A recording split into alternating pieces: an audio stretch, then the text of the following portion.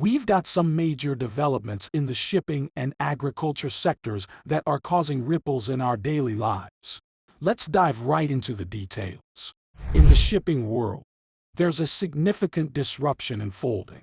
Imagine this: nearly half of the cargo containers in the United States are currently stranded, causing a massive logjam and leaving countless containers in limbo. This situation is causing substantial slowdowns in the U.S. shipping industry, with comparisons being drawn to the upstrike in terms of its impact. In addition to the shipping turmoil, we're hearing concerning updates from farmers in Canada and the Midwest. Reports are indicating that corn yields are failing in several areas due to severe drought conditions in various states. This dry spell is taking a toll on corn and wheat production, and it's likely to lead to higher pasta prices in the near future. To put things in perspective, let's talk numbers.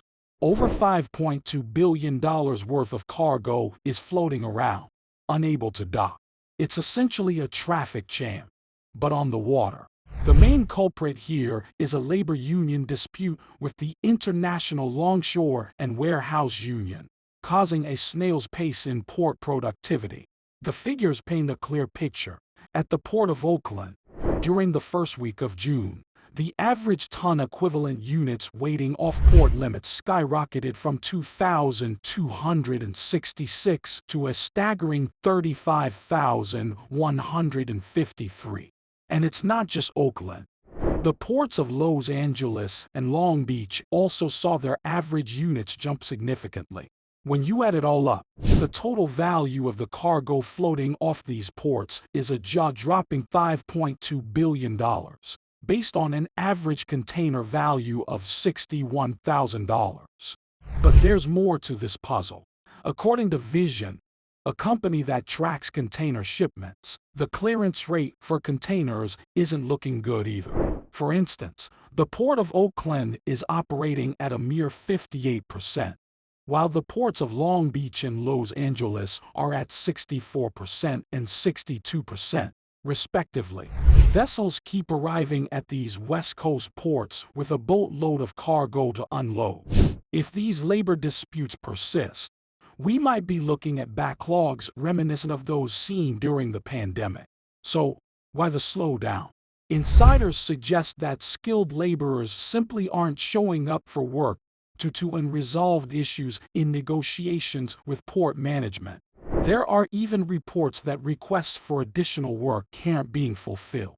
The Pacific Maritime Association, which represents the ports, can't even verify if these terminal orders are being requested. It's a bit of a mess. Moving on to the trucking and container side of things, the time it takes for trucks to enter and exit the West Coast ports has increased significantly. Shared photos from truckers show significant congestion on both rail and road. Shippers are getting anxious and are considering alternative supply chain options. The PMA states that the actions of the International Longshore and Warehouse Union are causing companies to divert cargo to more reliable locations along the Gulf and East Coasts. Ocean freight intelligence company Zanetta points out that container spot freight rates surged by 15% in early June due to these disruptions. The longer these issues persist, the worse it's going to get for shippers and terminals. Remember the supply chain breakdowns during the pandemic. Vessels had to divert to the Gulf and East Coast ports. If this happens again, it will mean extra costs for the goods being transferred. And who's going to bear the brunt of these costs? That's right, the shippers. And if vessels have to reroute through the Panama Canal, they'll face additional charges due to the canal's current low water levels. Paul Brashear, VP of Drayage and Intermodal at its Logistics, highlights that vessel diversions are a major challenge during crises. If containers destined for one port suddenly show up at another, it can lead to significant additional costs. Goods from China and overseas destined for the East Coast or South are going to experience delays, causing congestion at ports. Now, let's switch gears to the agriculture front. Disturbing reports are emerging from farmers. Quebec is drenched from excessive rain, while parts of the US and central Canada are parched.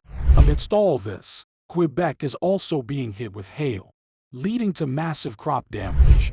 Crops like raspberries, strawberries, and broccoli are severely impacted, with many fields ruined due to oversaturation. But it's not just about veggies. Think staples like wheat and corn that we rely on.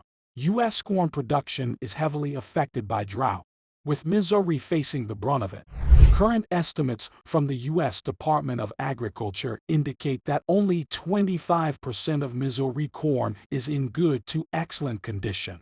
In healthier regions, about 75% of corn earns that rating.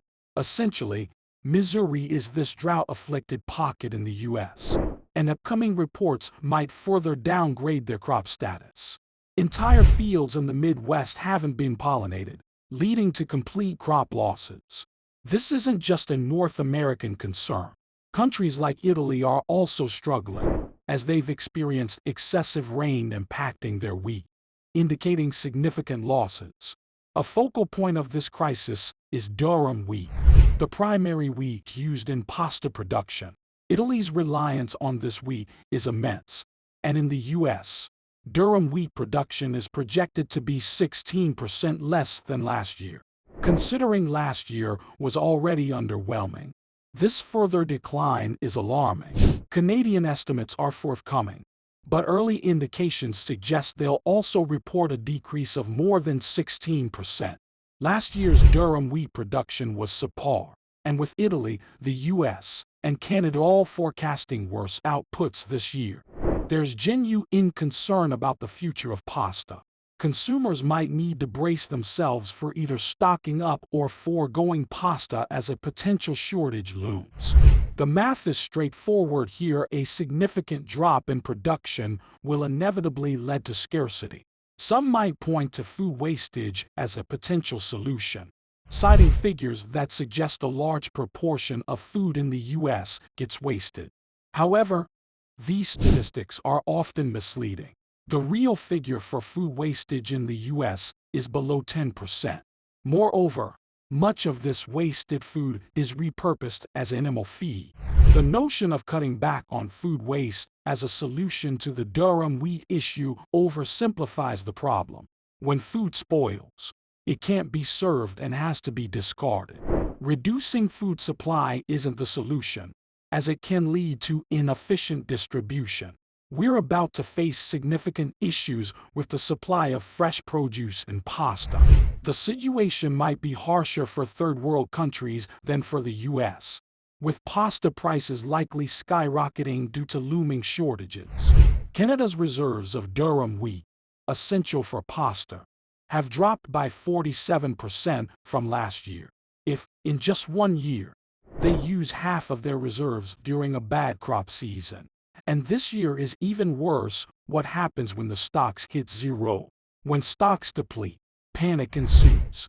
Big corporations will buy massive quantities to secure their needs, not individual buyers. For instance, a company like Kraft might buy a large portion of the available wheat to ensure they can produce mac and cheese. Those who don't plan in advance, be they companies or individuals, will find themselves without the needed supplies. This situation is analogous to a game of musical chairs where there aren't enough chairs for everyone. When resources run out, societal struggles can arise, much like in stories like The Hunger Games. That's the update on the situation.